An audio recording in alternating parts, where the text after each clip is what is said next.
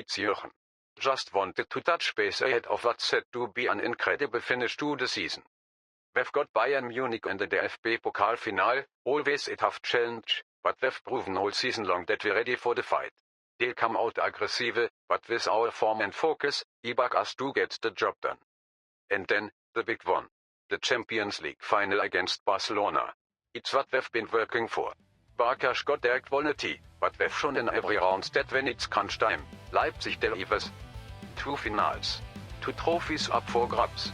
I believe in this squad. Let's finish strong and make history.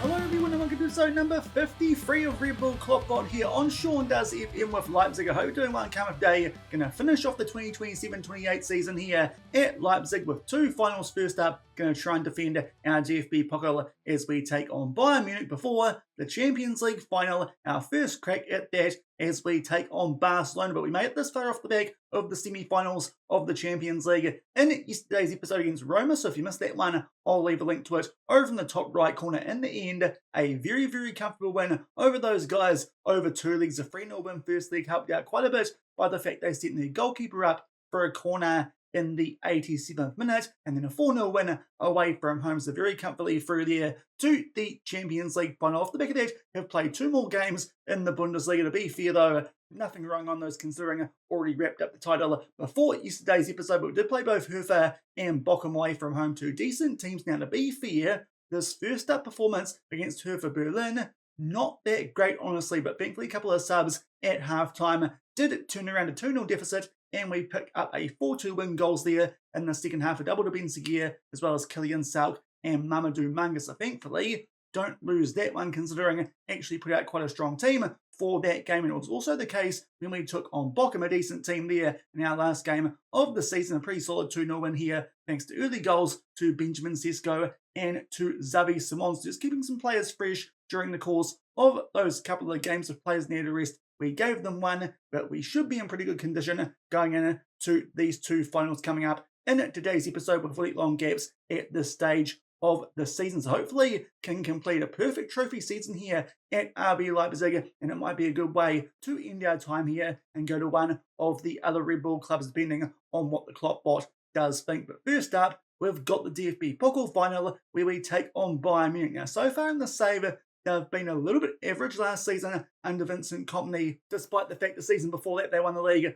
by 30 points when we came here halfway through that one. In this season, they did finish second if we go back and have a look at the Bundesliga table, but they were still a fair way behind us. You can see there it was 7 points to be fair. Those last 2 wins did make sure that the gap on top of the Bundesliga wasn't just 1 point, because that certainly would have flattered Bayern Munich. But for most of the season, they were sitting in third or fair way behind Borussia Dortmund, who fair bottled things late in the end. Also Mainz, they get Champions League football, rising above some other teams into that 4th position in the Bundesliga. But Bayern Munich, this is their first final since the DFL Super Cup right at the start of this season. Last year, we took on Dortmund in this DFB-Pokal final. Hopefully can find a way to beat these guys. But to be fair, when we've taken them on so far this season, it started off quite well, as I said, with that win over them in the DFL Super Cup. Also picked up a win against them in the Bundesliga in our second game of the season. But off the back of that, took them on in the Champions League, a 1-1 draw. And then, of course, back in January, that 3-0 loss, albeit heavily influenced there by a red card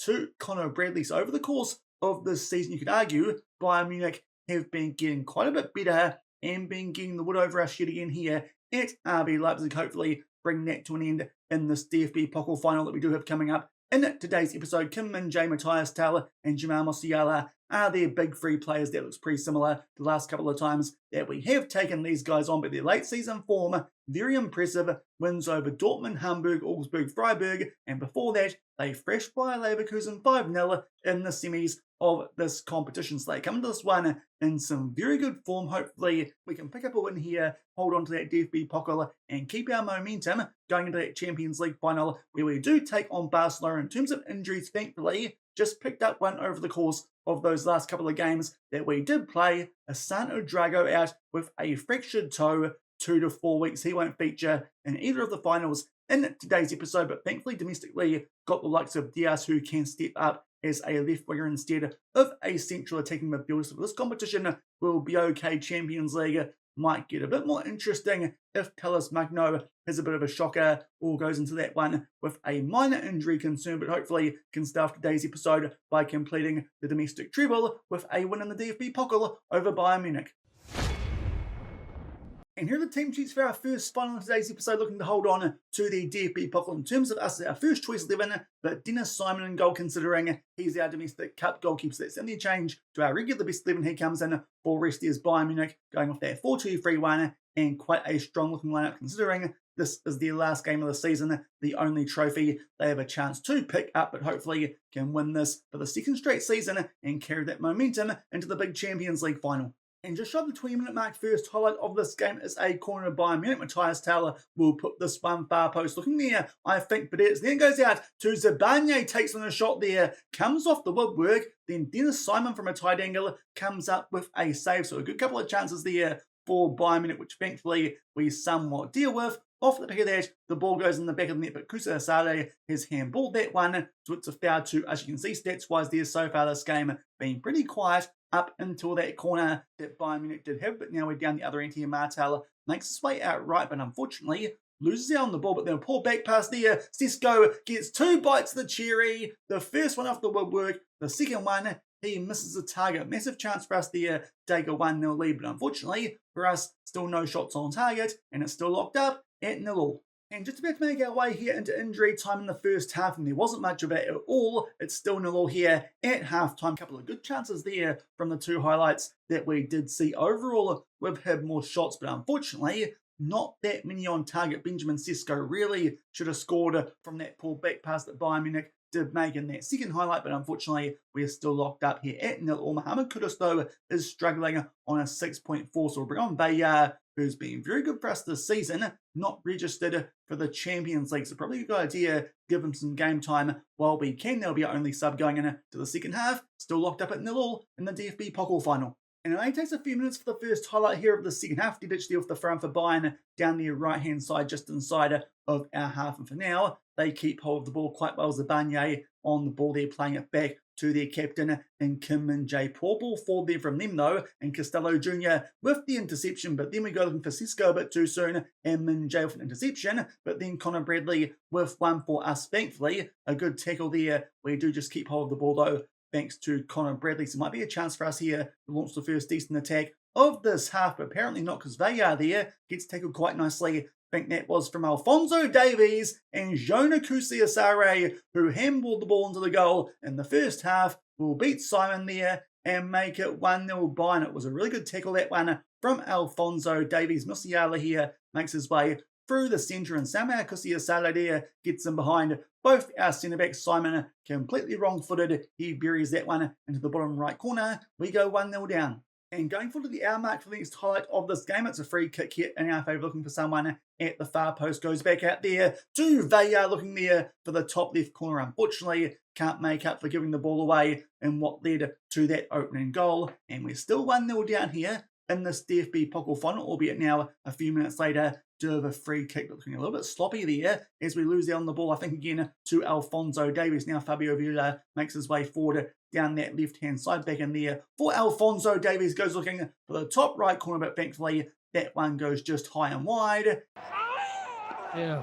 And off the back of that, we've got an injury to Connor Bradley. Fingers crossed it's not too serious with that Champions League final looming. Also, we'll take off Martel on a red heart for Manga. And while we're here, Xavi Simon's going a bit fairly as well. Benziger can come on for him, but not ideal there. An injury in the game before the Champions League final. Connor Bradley really doesn't seem to like playing against Bayern Munich, especially in the second half of the season. Thankfully, still only 1-0 down. Talles Magno there with a shot, but well high and wide. Still 1-0 down with just under 20 minutes left. And now Moises Caicedo goes down to a red heart, as does Magno. So I think for our final sub, we'll bring on Diaz at left wing, because Magno is struggling just a little bit. And of course, we've got less depth there for the Champions League with that injury to Udraga, but late on, we're still 1-0 down, albeit do get a highlight here with 12 minutes left. Play that ball back to Diamonde, who inches his way forward. Caicedo plays that one out to Diaz. Hopefully, those fresh legs can get us going, but that back pass there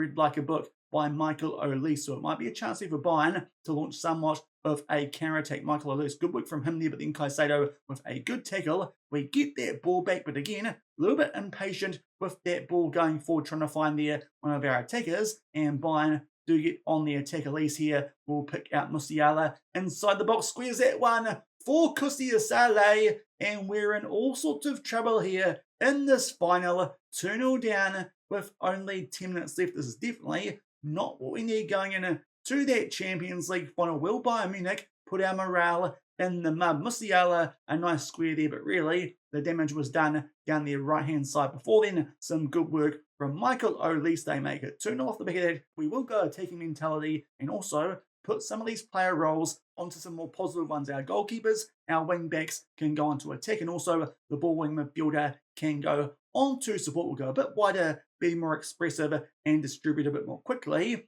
But we make our way into the last 10 minutes of this game. We'll berate our guys and see if that helps out. And there is a highlight right off the back of doing so. Play it out there to Vallar down our right-hand side. This time links up well with Caicedo, but then he cuts inside, gives the ball away, but thankfully Costello Jr. wins that one back for us. Ball over the top there for Diaz, who hooks it in there for Benjamin Sesko. Second time of asking, he bundles that one home.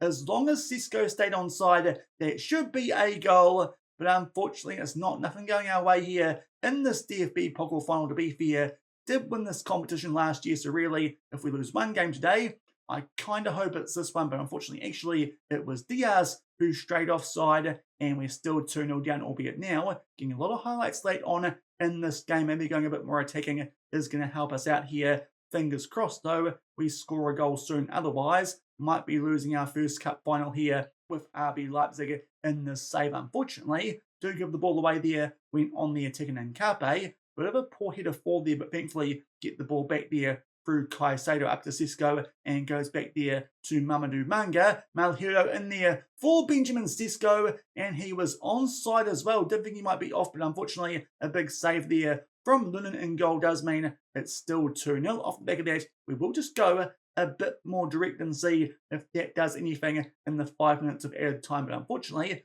it doesn't look like it, albeit a late highlight here, but it is Bayern Munich who are on the ball, but so far they are keeping it. Alphonso Davies now gets the ball down the left-hand side, plays it in there for Boslegan. They played into the mixer there to Amar Dedic, who rifles that one into the bottom right corner. And this is going to be a little bit of a hammering in this DFB-Pokal Final, and this time there's no red card to use as an excuse. It's 3-0. Nice passing there to get into the middle for Dedic, who curves that one around Simon into that bottom right corner. And we make our way into the last minute of added time. Overall stats from that game, we had more shots, but Benjamin Sesko with a bit of an off day for us there. Maybe we should have subbed him off for Marban at some stage during that second half instead of Talas Magno. But obviously with that left wing situation, did think that might be a smart idea before the Champions League final. Also not helped out by the injury to Connor Bradley. Fingers crossed that's not too serious either. Thankfully got Adam Esnau, who can step up to the first team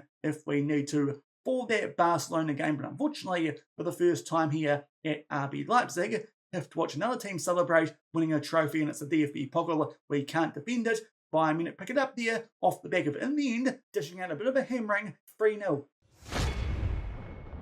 So pretty much the worst possible result there for our first game in today's episode. Lose out there in the DFB Pokal Final, Bayern Munich 3-0. Thankfully, with a bit of encouragement there in terms of praising conduct as well as training and a good team meeting before the game. Thankfully, the morale hasn't suffered too much. Still looks pretty good here at RB Leipzig. So hopefully we can bounce back here in this Champions League final. Otherwise, might be staying here a little bit longer than I was hoping, because we will need to try and win the Champions League here at Leipzig. Despite the fact the last 2 seasons we've been very, very dominant in the league. That would be a bit annoying if we do bottle it now in these last 2 games. But fingers crossed we can find a way to get past Barcelona in the Champions League final, albeit we'll have to do it without Connor Bradley. It was a groin strain from that DFB Pokal Final. He will miss it out for another 4 weeks. No Connor Bradley, our first choice right back here for this game. It does mean Malhero will start. Adam Esnau does step up from the B team as the backup. Does mean that also some players like Robert Ramsark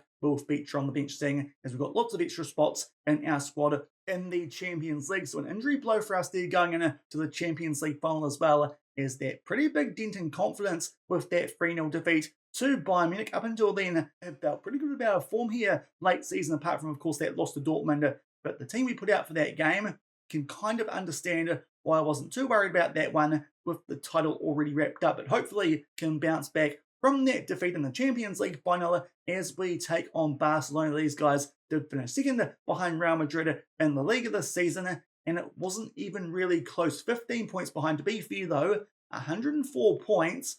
It's a bit hard to keep up with that, winning 34 of your games. Real Madrid absolutely on one this season. Not too sure how Roma knocked those guys out in the Champions League, but Barcelona, a very clear second. They are a decent team, but hopefully we can beat them here, seeing as we're the best team in Germany. They're not even the best team in Spain. But going back to what their squad looks like, Hansi Flick is the manager yet again. He's someone who likes a 4-2-3-1 like most Germans do. Their captain is Marc-Andre ter Stegen these days, 37 years old, but still looks like a pretty good goalkeeper apart from those physicals. But as long as they don't send them up for a corner, they should be fine with that. Going over to their vice captain, that is Ronaldo Araujo, the Uruguayan centre-back, come defensive midfielder, come right back indeed. A very good player who is world-class, 4.5-star current ability and potential. But their key player, that would be Pedri at 26 years old, another world-class player. And this is a team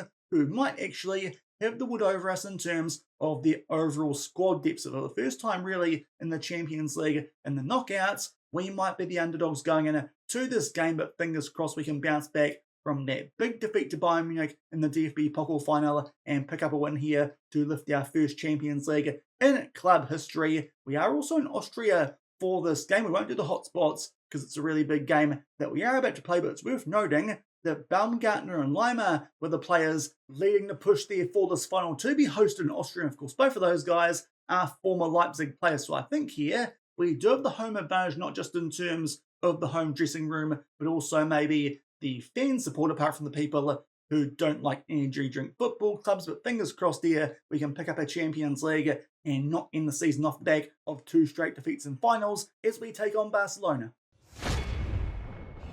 And here are the team sheets for our first Champions League final of the save. In terms of us, obviously Restes comes back in goal for Simon. Maybe that was the difference maker in that DFB-Pokal final, but also, of course, Malhero at right back is now as the backup on the bench with that injury to Conor Bradley. But apart from that, the same team that lost 3-0 to Bayern. Fingers crossed that's not a bad idea. There are Barcelona. They look very strong going into this final, but fingers crossed with the slight home advantage, you could argue, here in Austria with those former players who did lead the bid for the venue, that we can pick up a win here and hopefully end our time at Leipzig if the KloppBot lets us off the back of a Champions League win. And we don't have to wait long at all here for the first half of this final. Just 6 minutes in, we'll go a throw in here inside the opposition half. Thankfully, that ball does just find Diamande, otherwise might have been in trouble there with a Barca counter-attack, but Talles Magno pulls that one back. We lose out on the ball, that will be at Gavi. Misses out there to Xavi, who finds Talles Magno, who beats there to Stegen from a tight angle as near post. Support there at the back from Barcelona. They're blaming ter Stegen. I think that Gavi might be at fault here more. They get the ball back there through Yamal. Eric will find Gavi, who runs backwards, but Xavi gets the ball off, and that's a bit of a mouthful there. Xavi and Gavi, but our one gets the better there of their one, finds Talles Magno, and we take an early 1-0 lead. And going forward just past the 20-minute mark for the next highlight in this game, it's a corner here to Barcelona. They go into the box out there to Ansu Fati before Davic does get that one back. Fati gets it back though, looking for that top left corner, but thankfully it just goes over the bar. Stats-wise, Barca actually slightly on the front foot, but so far it's a pretty even game with 10 minutes left in the first half, and we're still 1-0 in front. And just about to make our way here into injury time in the first half, have just noticed too that Eric Martel for some reason has gone down to a red heart. So I might have to sub him here at halftime. Indeed, has gone up a little bit again in terms of that heart, but it's pretty dark yellow. So I think we're going to make a sub, take him off for Manga, who's done a pretty good job since coming in for Buttertich, our only transfer first team-wise in that mid-season transfer window. But I think that's all we're going to do here going into the second half. Certainly not playing as well as we camp it in the final. We'll take it especially off the back of that previous one that we just had 1-0 in front in this Champions League final against Barcelona. And in fact, we get a highlight here straight from the restart as we are in possession. We play that one back there to Costello Jr., who plays it back for there, and now Manga gets it up there to Mohamed Kudus, who finds himself in a little bit of space, but unfortunately he pulls that one well wide. Still 1-0 in front. And going forward to the hour mark, we're just about to make some subs here as a few players drop down to red hearts, quite decent performing ones, Tuan Simons and Magno, but we do have a highlight here on the ball inside the final third, and Kapi plays it to Caicedo, goes back there for Magno. A ball in there for Xavi Simons, a shot which is blocked, and now actually a chance here for Ansu Fati, somewhat on the counter attack, but thankfully a back pass there does bring an end to that highlight. But two players here on red hearts and two on 6.4, so I actually think here we might use up all our subs in one go off the back of that one we did make at halftime. As now at right back for Malhilo, Kylian Salk for Mohamed Kudus, a bit of a risk, but it did pay off when we did it last time around in that Roma game in the Champions League semis. Benziger can come on for Simons. Left wing, no, a little bit more interesting with no Udrago, but Aljif Almas is a good enough player. Let's bring him on instead of someone like a Ramsak or a Bettenstart. That's probably the best idea from the options we do have here for this final. Still 1-0 up with a half hour left. And just thinking around to the last 20 minutes of this Champions League final, it's still 1-0. We'll go throw in here inside of the final third. Looking there for Benziger, it looked like at the far post, and Cape plays it into the mixer. It's an own goal of all things. Ronaldo Araujo will put that one past Stegen. Not too sure even if there was any one of our players there to poke that one home. Not sure if that was too needed there from Barcelona, but thankfully they are crumbling under the somewhat pressure here in Austria from RB Leipzig. But indeed, there was no one really near there for us. It's a bit of a blooper there from Barcelona, the second one in this game so far. It's been all the errors that have proven costly. Of course, it was Gavi for that first goal, and that time Araujo with an own goal. 2 goals in front. We're about to make our way to the last 10 minutes of this year's Champions League final. Off the back of that, we will start to time waste just a little bit. We might go up a bit more another 5 minutes on, but so far this is going pretty well here with our 2-0 lead. Haven't actually played that well, albeit stats-wise, our team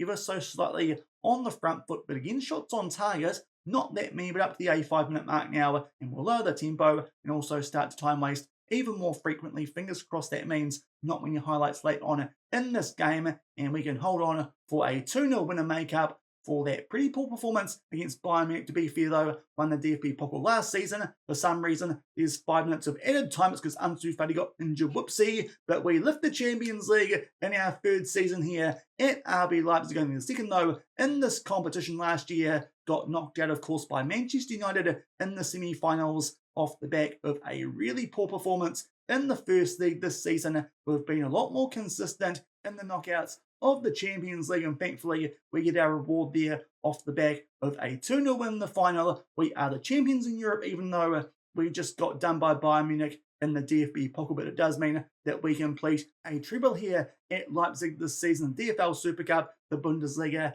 and the Champions League off the back there of that 2-0 win.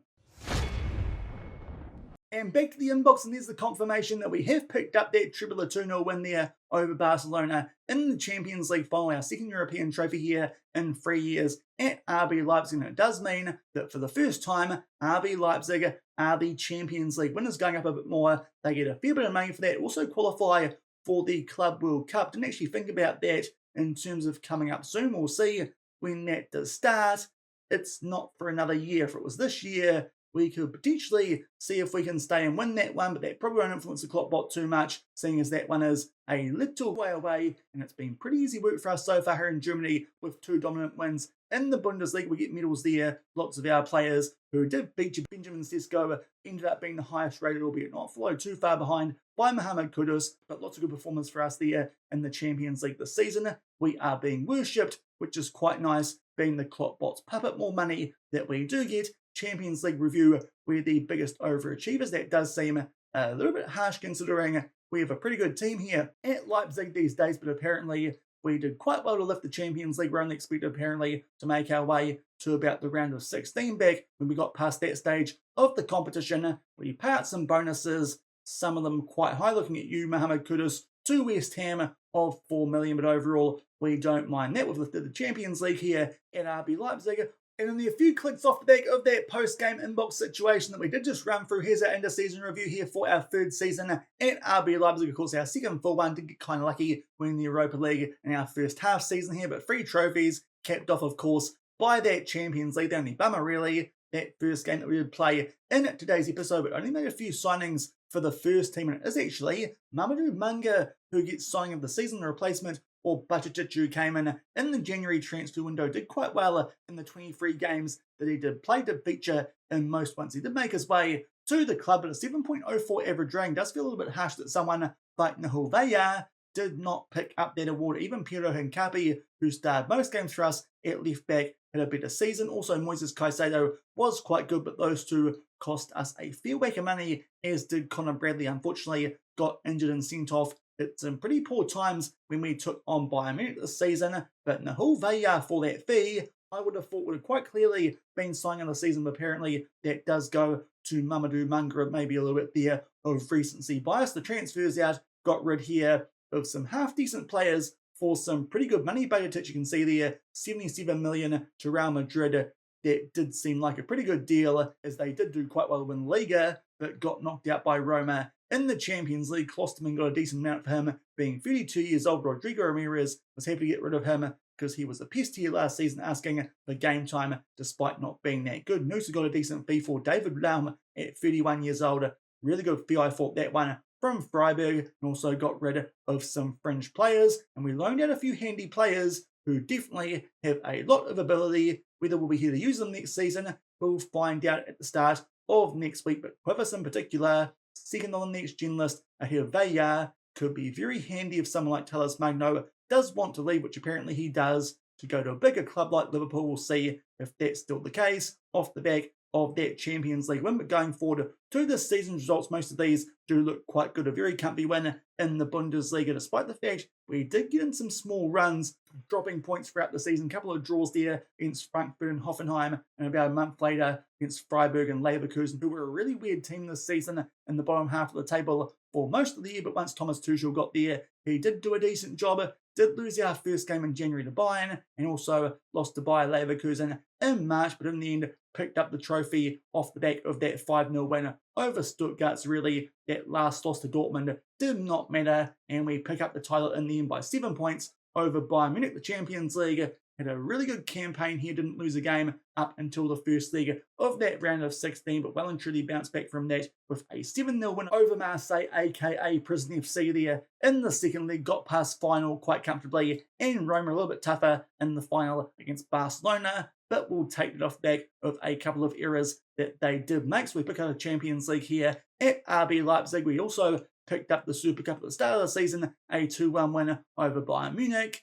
But they did get us back there with that DFB-Pokal Final, which you did see earlier. Really, the only downside to our year here at RB Leipzig, that 3-0 hammering. But thankfully, it didn't set our morale off, and we did bounce back with that Champions League final win. Going forward to the moments to remember, our biggest win was that second leg over Marseille, 7-0 match to remember. Apparently, a 6-0 win in the Bundesliga over Hamburg. Not too sure about that off the back of just winning our first Champions League. But anyway, the goal of the season also came in the Bundesliga, and one of quite a few good ones scored by Kevin Keir this season. This one, though, in the 88th minute in that 6-1 win. And here is that goal. It comes off a corner, which they tried to clear Xavi, and then to Shabalala. It goes back out, and he rockets that one into the top right corner. A brilliant goal that from our English left back, who certainly has a lot of potential. Hopefully, he can fulfill that, especially if we're still here next season. But Kevin Keir, our backup left back, picks up the goal of the season. Going forward, the finances off the back of that Champions League winner, we are now a 5-star reputation club, so that could help us attract some bigger players here next season. If we are still here, all this money stuff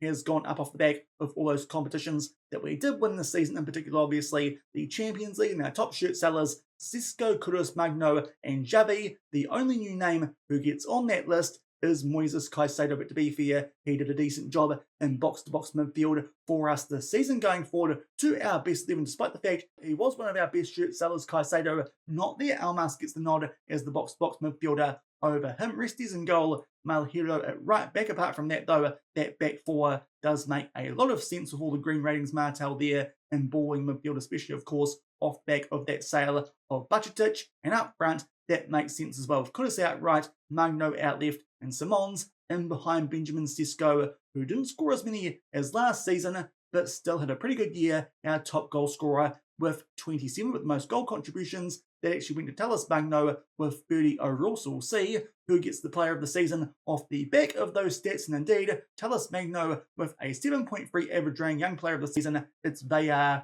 There was never really much doubt about that off the back of those stats we saw back when having a look at the signing of the season, which somehow wasn't him, it was Mamadou Manga. But going down a bit further, top goal scorer, as you saw before, that was Sesko Kudus, the most assists with 19. Sesko, though, most player of the matches with 9 in the season. That's a record, as is the assist by Kudus, and the highest average rating, that was Kudus. But to be fair, quite a few players hovering around that 7.3, and Norby got the useless award of the most passes per 90 also. Youngest goal scorer, that was Michael Zeitz from memory. That might have been in one of our games against Bayern Munich, might have even been in our draw against them in the Champions League. Going over to the competition awards, the German's player of the year, that did go to Tallis Magno. The African midfielder of the year to Mohamed Kudus. The German player's newcomer of the year to Nahel Vaya. And the Brazilian best under 20 player did go to our third choice central attacking midfielder in Diaz, but certainly a youngster with a lot of potential and going forward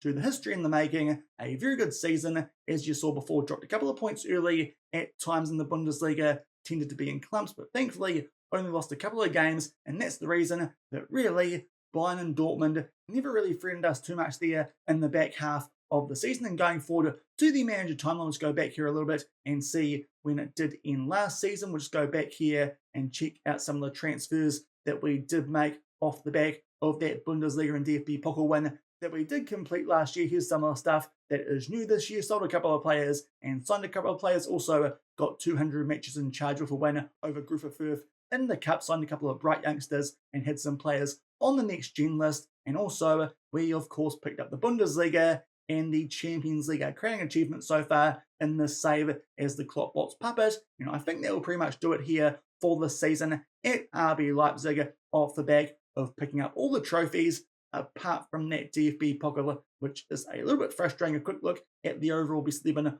for Leipzig so far in the save. Restes in goal, Henrik Slukaber, Orban and Oosterwolde at back, Martel and Simons in midfield. A little bit further back than you'd probably like to play him, Magno, Benziger and Kudus in attacking midfield, and of course Sesko is up front, but also got players there like Diamonde and Almas and Marban who are on that bench, despite the fact we've only been here for a couple of years. Quite a few of our players there who are in that overall Leipzig best 11. But before we wrap things up for today's episode, I dare say, off the back of that Champions League win, we might tell the KloppBot we want a new challenge here next season in the Red Bull group, off the back of picking up the Champions League and also those last couple of Bundesliga titles. Nothing that we can win next season we haven't already picked up here at Leipzig. So before we wrap things up, we'll check out the state of all the other Red Bull clubs, starting off with Salzburg, who it looks like might be having a little bit of a stinker here in Austria this season. Their league position is 5th. Not too sure how that's happened, and they're not going to be in Europe next season.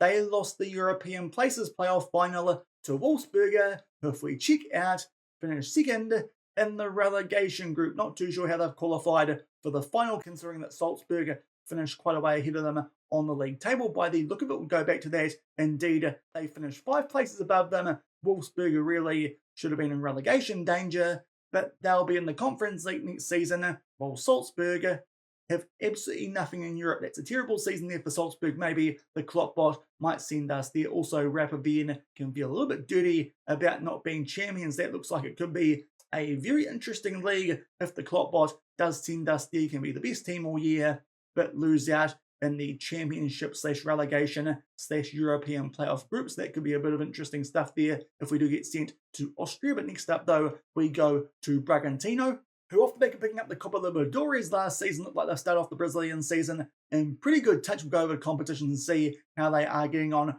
and all of them up in 4th in the Serie A. Looks like, though, they didn't actually pick up the Sao Paulo State Championship this time around. They might have got knocked out in the quarterfinals based on the amount of teams who were there when they did play their last game. Indeed, got knocked out by Santos. They lose that competition for the first time in a couple of years, but still doing quite well in Serie A in the second round of the Copa Libertadores as they look to defend that one. And also, they picked up the Super Cup there in South America and are still going in the Copa do Brasil. So I think Bragantino not going too bad would be a little bit harsh if the KloppBot sent us there and sacked the guy who did win the Copa Libertadores. Next up, we've got the New York Red Bulls, whose key player, of course, there in Yalmar Bank, we did actually sign halfway through the season at RB Leipzig and loan back out to them. So if we do go there, that could be interesting. Maybe can develop some of those young Leipzig youngsters that we have signed who aren't getting game time over in Germany, but they're doing not that well in the MLS here. Are the New York Red Bulls? They're down in 14th in the Eastern Conference out of only 15 teams. To be fair, though, they're only 4 points off a playoff spot. So considering how the MLS works, they're not completely out of it, but certainly not having a good season all the way down in 26th of 29 teams in the Supporters' Shield. So really struggling there are the New York Red Bulls. And also, they got bumped out early of the US Open Cup. So New York in a bit of trouble. Maybe the KloppBot will send us there, and to wrap things up, we'll check out the first team we had in the save in Omiya Arudija, who after bottling promotion back up to the J1 last season are still stuck in the J2, and they find themselves currently in a playoff promotion spot. They are down in 6th, certainly a long way already off the likes of JF United Chiba and Gumbo Osaka, but hopefully they can hold on to one of those playoff spots and this time around make their way back up to the J1. Unfortunately, already out of the J-League Cup, but that was a bit of a harsh early draw against the Yokohama F. Marinos, but they are still in the more prestigious Emperor's Cup. That will do it for today's episode. We pick up the Champions League there with RB Leipzig, so I dare say that might be it for our time there at Leipzig. We'll see at the start of next week if the KloppBot does ship us on and where it will be to. Probably not Omiya Arudija, because already done a decent stint with those guys. But if you enjoyed that one, where you pick up the Champions League, but do miss out on the DFB-Pokal for a second straight season, then do remember to go down below, leave a thumbs up on the video, and if you haven't done so already and are enjoying the series here on the channel, also make sure to hit that subscribe button and turn that notification bell on as well until the start of next week, where we might be at a new club in the save. I say might, as I said earlier, definitely going to hint at the KloppBot that we do want a new challenge. Until then, thank you very much for watching, keep on keeping on, and I'll see you then. Cheers.